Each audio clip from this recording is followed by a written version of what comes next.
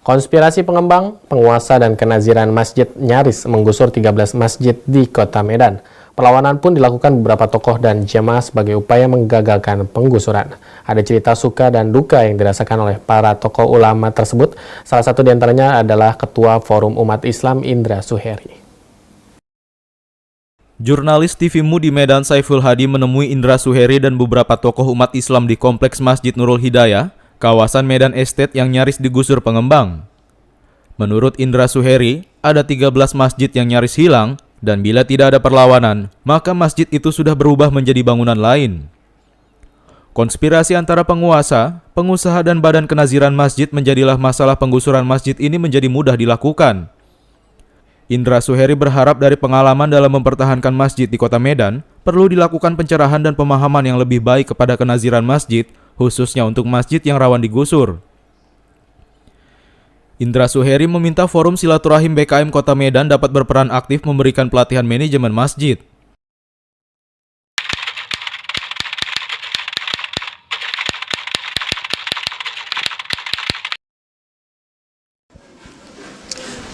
Pengalaman-pengalaman yang sudah pernah terjadi, ada 13 masjid ya yang itu dianggap dipermasalahkan. Kami tidak mengatakan bermasalah, tapi dipermasalahkan karena adanya konspirasi antara pihak-pihak tertentu. Tentu dalam hal ini pengembang, pihak yang sangat berkepentingan untuk melakukan penggusuran atas nama penegakan hukum lah, atas nama pengembangan tata bangunan kota dan seterusnya.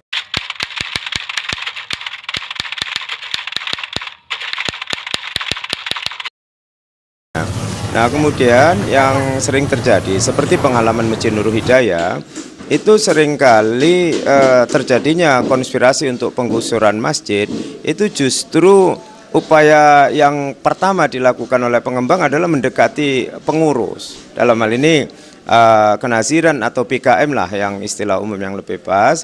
Nah, kemudian nanti terjadi nego-nego sepihak yang boleh jadi itu keputusan yang diambil oleh ketua PKM. Selain kasus Nurul Hidayah yang kemarin itu dilakukan oleh Sumiran yang telah menerima panjar 50 juta, dengan catatan kalau berhasil dirubuhkan, dihancurkan, itu dikasih lagi 350 juta, ini kan sama aja dengan jual masjid.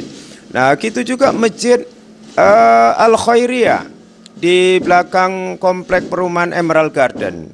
Itu sampai ketua BKM-nya itu sudah resmi dijadikan tersangka. Ya.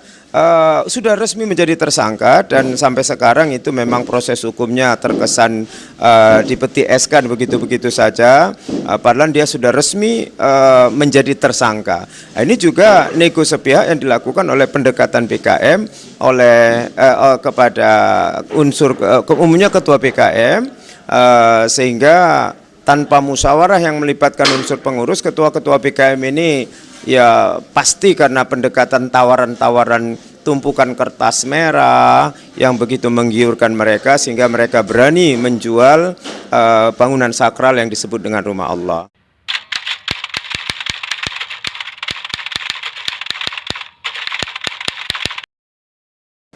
Nah, ini oleh karena itu kedepannya memang kita berharap ada sebuah wadah yang memberikan pencerahan-pencerahan terhadap inilah pihak-pihak kepengurusan Badan Kemakmuran Masjid.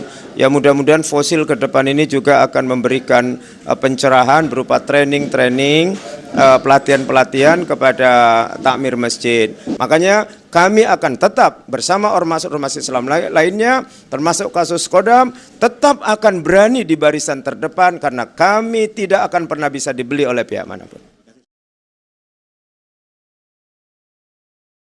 Tanpa upaya penguatan bukan tidak mungkin. Kekuatan modal dan konspirasi masih akan ada masjid yang tergusur. Untuk itu dibutuhkan soliditas umat Islam dan pencerahan kepada pengelola masjid di kota Medan. Saiful Hadi memberitakan dari Medan, Sumatera Utara.